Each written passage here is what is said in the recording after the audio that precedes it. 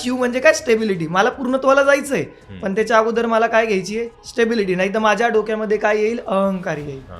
मग आपण स्टेबल झालो आता आलो वरती पण इथं शिवरात्री नाहीये.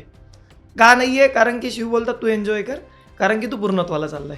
आता चंद्राच्या कलेमध्ये काय होईल एक एक कला कमी कमी कमी होत जाणार म्हणजे डाऊनफॉल येणार. आता जसा जसा डाऊनफॉल येत जाईल ना तसा तसा तसा तसा सेम टू सेम 12व्या किंवा 13व्या तिथीला येतो प्रदोष.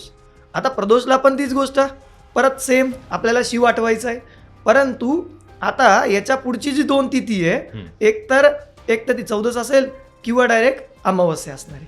आता अमावस्या म्हणजे काय एंड म्हणजे एखादा मनुष्य सपोज शरीर सोडतोय आणि जेव्हा तो शरीर सोडणार त्यावेळेस त्याच्यासाठी ते अटळ आहे. पण आपण मार्कंडेय ऋषींबद्दल ऐकलंय नंदींबद्दल ऐकलंय की जर तुम्ही त्या शेवटच्या टायमामध्ये त्यांना जर आवाज दिला ना तर ते येतात आणि आपल्या याच्यातनं मुक्त करतात. म्हणजे भलेही ते आपला मृत्यूने थांबवत पण ते आपल्याला कैलासावरती घेऊन जातात.